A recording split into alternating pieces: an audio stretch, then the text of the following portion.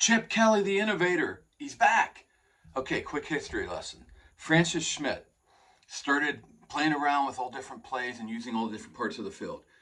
Mentor to Sid Gilman. Sid Gilman really expanded that in the run game and the pass game, horizontal, short passes, intermediate, and deep passes. That was in the 50s. Going through the 60s, the 70s, Eric Coryell came off of that. Okay, on the other side of that, Bill Walsh shortened it into horizontal spread with quick passes, a quick passing game, quick hit runs. Okay, we move on from that. We have Mike Martz coming off the Eric Coryell stuff, making it a pro spread. Okay, and then Mike Shanahan taking the West Coast offense stuff of Bill Walsh, which I call WCO, West Coast offense, the Sid Gilman style that went to Mike Martz, I just called WC for West Coast. Okay, off of Bill Walsh comes Mike Shanahan, who does more of a power West Coast offense, so power spread, okay? And that is the pro style. Bill Walsh made it a lot about timing. 1, 2, 3, 1, 2, 3. Receivers formed spaces. It was like trigonometry or whatever. And the steps all lined up, so it was timing and incredible spacing. It's a little looser on the other side, but still about timing. But it definitely has more elements to it, okay? Now, what is power spread? Power spread comes from the old spread that Rusty Russell was doing in the 20s. Dutch Meyer promoted that. Then we got to the run and shoot. That was all spread offense. Actually, Rusty Russell in the 20s and Dutch Meyer ran 5 receivers with their fingers in the dirt, and they did little reverses and stuff, fly sweeps. That's where that came from. Power spread, okay, kind of. The run and shoot had different elements. The run and shoot by Tiger Ellison went to Mouse Davis, and that became a pass spread.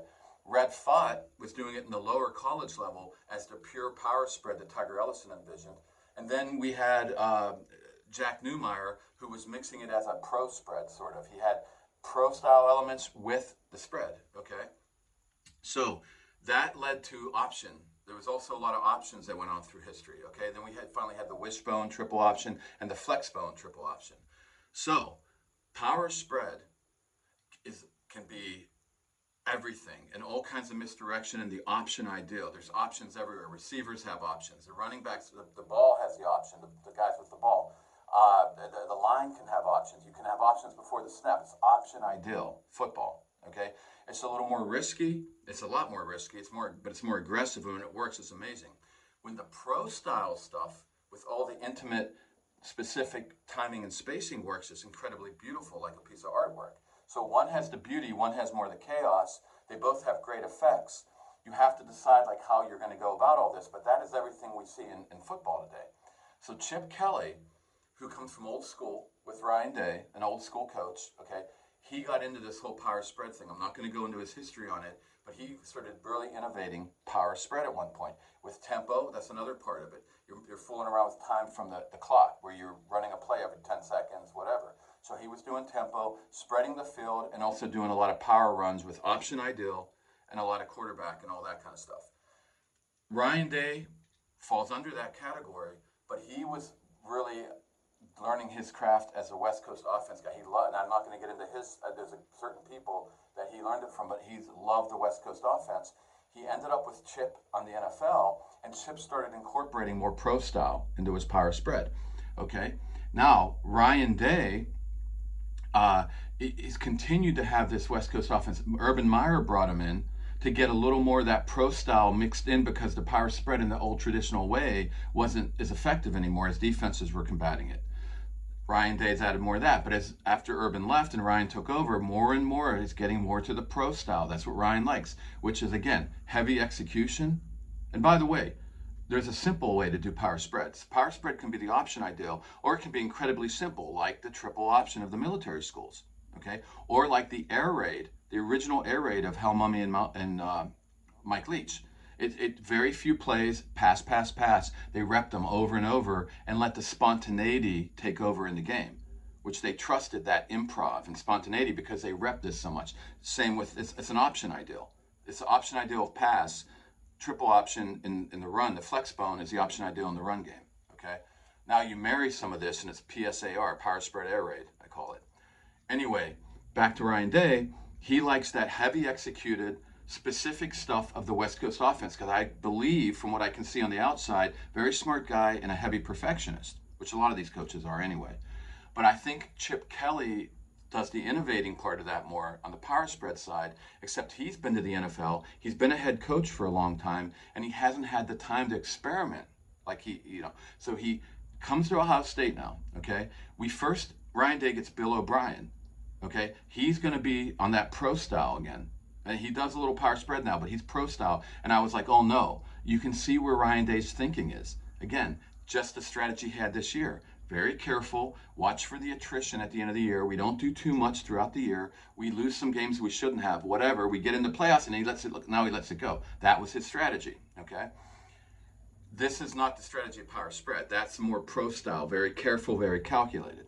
And then he wanted Bill O'Brien, see?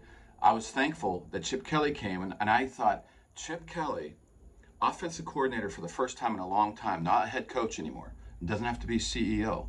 Doesn't have to be in all the business nonsense, just football. And I thought, oh my God, what's he going to run? It's going to be so interesting, right? Is he going to innovate? I didn't see much of it. Little tweaks, but now it's really come out full blast. Now we're really seeing what the new Chip Kelly is thinking and doing.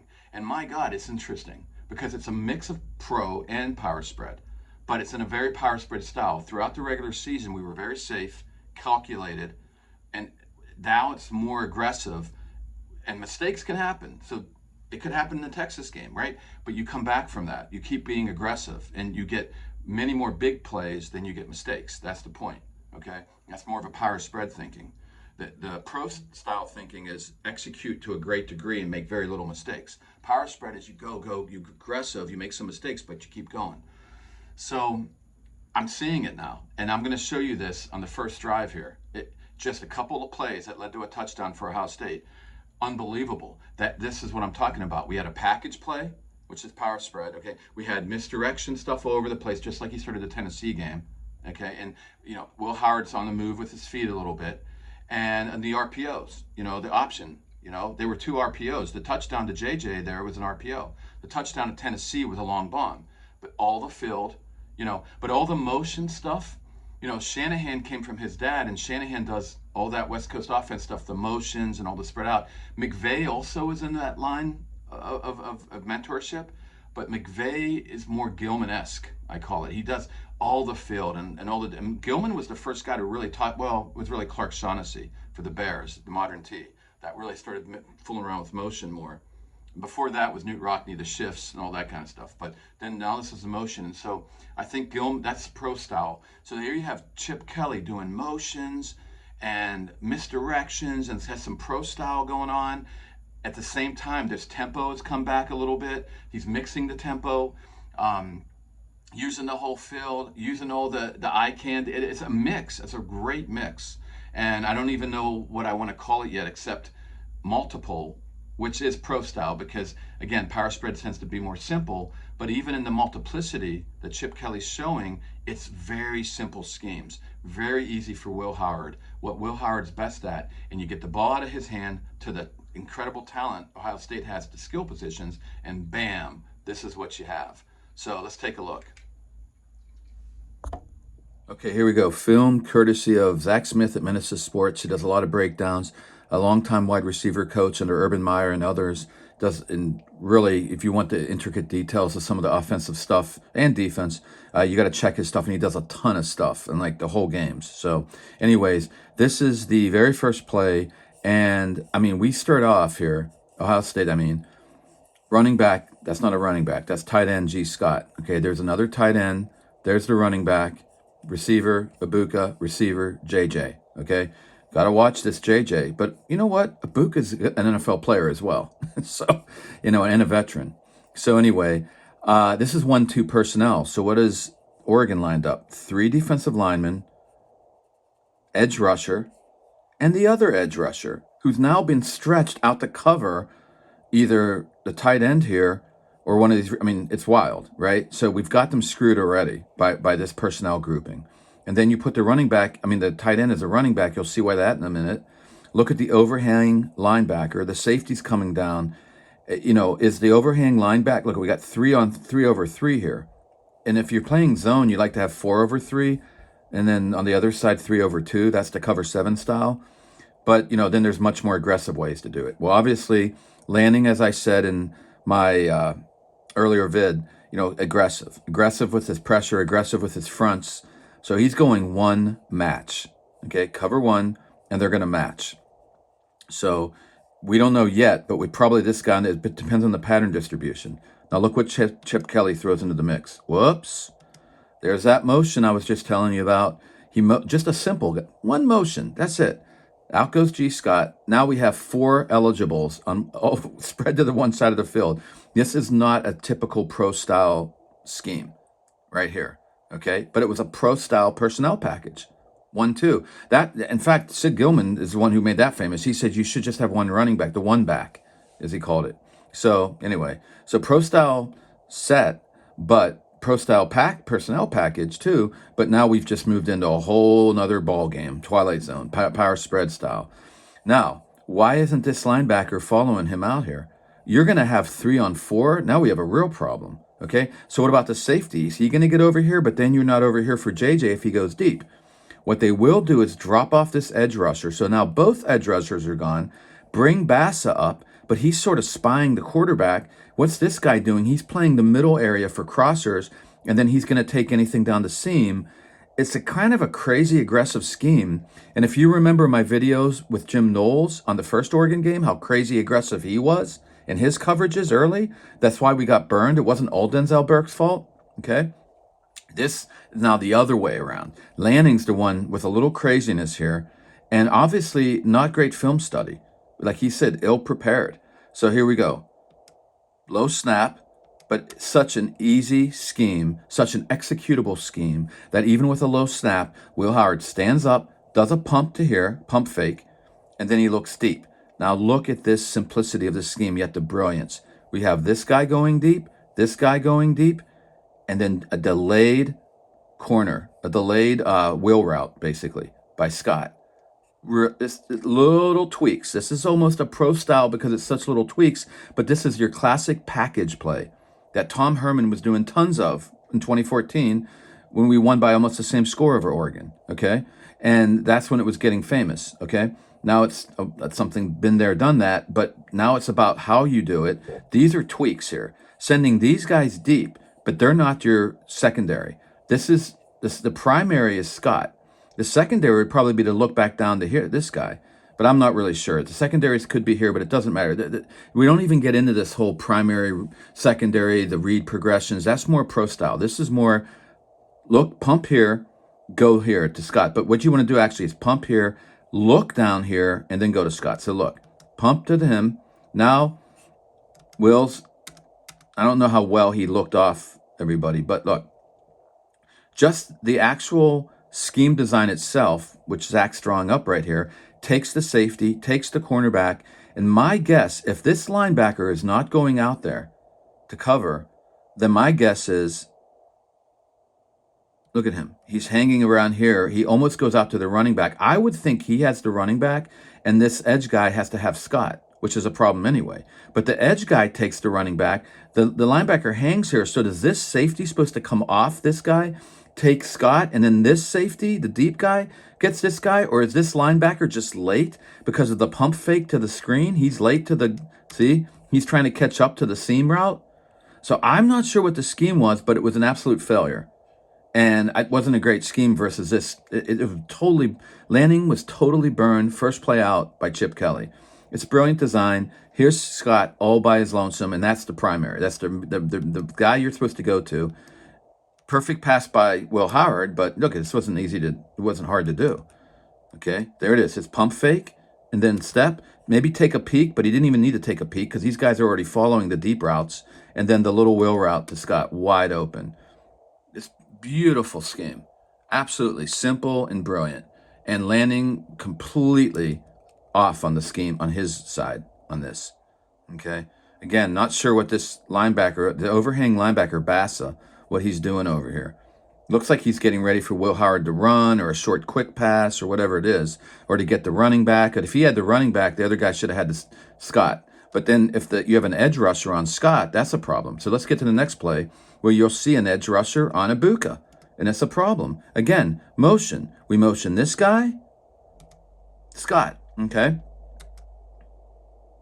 We do a little I think this is more of an RTO, okay? But Zach thinks it's a pure play action fake, a fake a stretch play. I think it's an RPO because you have a lineman, you have people blocking downfield. Oh no, he's going out. No, you don't, not in this one. No. So it's debatable. I'm not sure if that was a pure fake. It might have been a PRO, pass run option. What does that mean?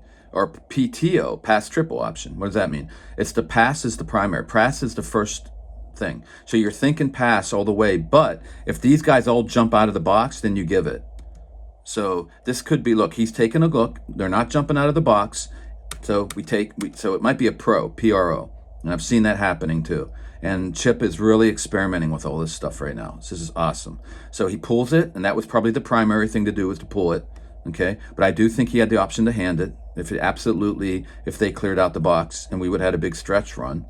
He comes out here, and this edge rusher, go back, see the edge? We got a 3-4, 2 edge guys, 3 linebacker, 2, like a 5-2, 2 edge guys. Why? Because we have 2 tight ends in the game. Brilliant use of 2 tight ends. Got Ibuka in motion, and now, we got Ibuka and JJ on one side of the field. Edge rusher pulls out, okay? And this one-on-one with an edge rusher, Ibuka. He's open. I think Will has the option to give it, to run it, okay? But the safety comes flying down in case he runs it. So one-on-one, Ibuka. Now his primary is probably JJ. Good coverage actually on JJ, because JJ's amazing. Look at the route by JJ. Look at the way he cuts that route off. Amazing. He's open to a degree, but Ibuka's even more open. But either way, Will Howard doesn't throw it to Ibuka and makes a bad pass to JJ. Overthrows it. On the run, I'm sort of surprised. I thought he's pretty good on the run, but he's running the other way, going against the grain. So, whatever. It happens. A bad execution, but another great scheme. And again, we got an edge rusher in the wrong place. So we got a bad scheme for this on the other side. Not prepared for what they were going to see early on. Not prepared at all. And that's what Lanning said. So you can see, you can see it from this angle. Look at this. Look at this, guys. Look at the whole damn team is running one way for the stretch. I mean, were they looking at film from the first Oregon game? Because they should have looked at the Tennessee film. I assume they did. But they would have known there could have been a lot of, this is exactly what we did against Tennessee. Misdirection, little pop passes, little quick passes. Okay? So there's that. Now this last play, the touchdown, again, this is really cool too. And none of this was done with tempo. They were just huddling, which is okay. I would assume they use tempo later. And if they didn't use tempo this game, if I see that, then what I'm going to go back to is say, hey, look, don't expect them not to. Like whatever they've done against Tennessee and Oregon, of course, Chip is in a mode now. Chip's on a roll. He's going to be innovating some new stuff, and they're going to throw some new stuff at Texas, of course. Now look at these guys coming down in the box. Heavy run again, right?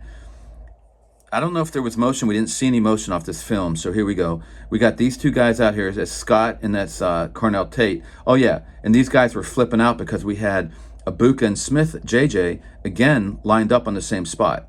Right on top of each other. A little condensed. Like a pro-style spread. Yeah, this is pro spread. Condensed over here. There's Ibuka. Oh, I'm sorry. That's JJ. There's Ibuka. They're yelling at each other. I got this guy. I got this. I got this. See, again, they don't use quite as much tricky zone as Knowles does. Lanning does do that, but he's more of a match man guy. And Knowles does that as well, but Lanning does a lot of match and man. He mixes up his line. He does games up here. He plays around with blitzes. So, but these guys got to know who they're matching or who they're manning up on. It's very crucial. And right now they're confused. One guy it looks like a couple guys are on Ibuka. Other guys are looking for the run.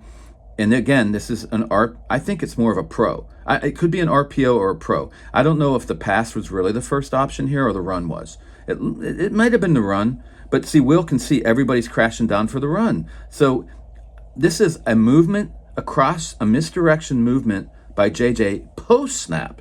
So we've had all kinds of motion pre-snap. Now we have motion post-snap. Here he goes. And this is the classic beginnings of RPO football by Art Briles.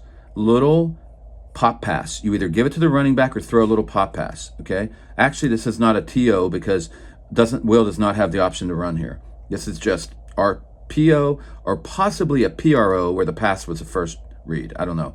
But either way, Will sees, hey, look, I think it was an RPO because I think he had the option to give first, and then hey, that's not happening. We've got one-on-one out here, and JJ could be all alone. And sure enough, JJ's all alone. They messed up over here. Now the safety's screaming down, and forget it. You're not going to stop that. This is an easy read. This has all been so easy for Will Howard, and that's what I'm talking about. Nothing against Will Howard. Most college quarterbacks cannot do the West Coast offense style of passing like Peyton Manning, Tom Brady, Ben Roethlisberger, on and on and on. These guys were masters, and they were older. I mean, maybe Will Howard can grow into that, but I don't know. But this is better for what his acumen, his skill set, and most of these college quarterbacks. This is brilliant. This is what I wish we were doing all year. And again, I mean, we can just let this play out. I mean, he comes up, makes a move on the receiver, and he's gone. Okay, good blocking by Scott and even Cornell Tate out there. So the receivers have blocked better this year for Ohio State. So again, look at this.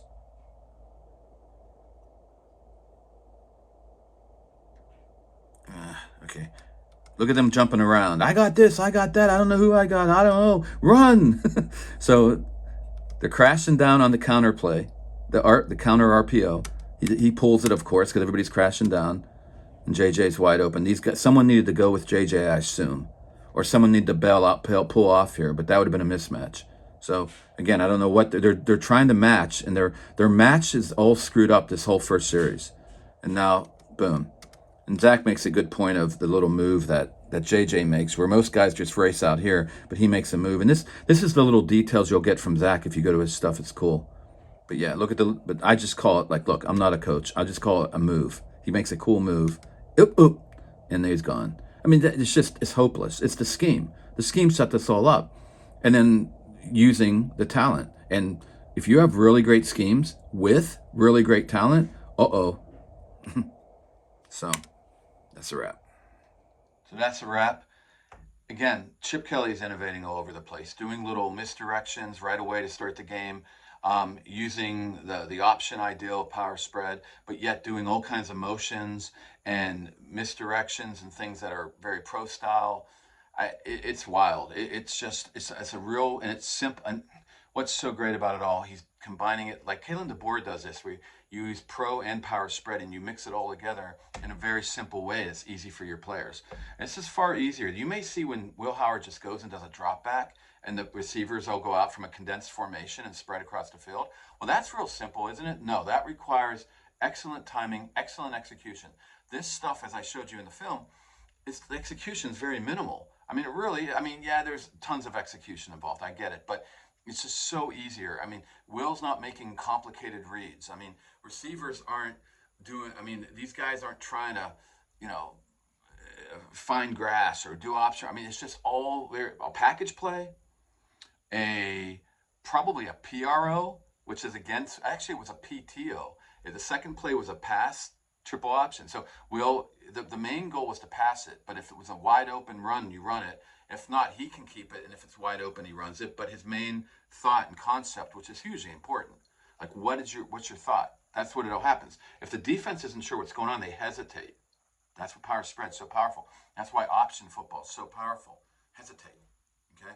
But on offense, if you're doing option football, you also can hesitate. So you've got to know the concept. If it's run-pass option, you're thinking run, and we might pull it and pass it. If it's PRO, you're really thinking pass, but we might give it first. You don't want hesitancy. And that's why the pro style can work brilliantly if these guys are experienced, very talented NFL guys that have been doing it for years, and you lock it down. 1, 2, 3, pass. 1, 2, 3. So everybody's synced. Boom, boom, boom. Then it's incredibly beautiful, like artwork. But this is also incredibly powerful. It's more messy, but it's also incredibly powerful. And if you keep it very simple, like Chip, and you mix the elements and keep it simple, and if the other team's not prepared and having wrong schemes, which is what happened, and they didn't even seem to know what they were doing. They were doing match coverage right away, which is Lanning's staple, and they didn't seem to know who they were matching up with. See, Scott was wide open. No one was on JJ on the pop pass. And again, the innovation of that little pop pass. Art Briles did it from that side of the field. Okay, Chip Kelly's bringing it from the other side of the field. That's really a little tweak as well. So, and like I said, the in between was like I say, a PTO. It was pass first, then maybe an option for Will to run, but he threw it, which is what he was supposed to do. Then the last one was probably an RPO, but again, they crashed the box, pull it, and then he wasn't going to run it all on that one. It was just either give it to the running back or throw it over to JJ on the pop pass. So again, you're taking complicated things, making them real simple for your guys and confusing the defenses, and really coming up with a game plan where you start this right away, aggressive, and the other team is just on their heels right away. This is what I was yelling about all year. People were like, "You're so negative about Ohio State, and you said your favorite team. Some people are never happy." This is what I'm talking about. So I know a strategy by Ryan Day to keep it all under wraps for the whole year. Okay, but now we got it. So Texas, watch out. It's going to be tough.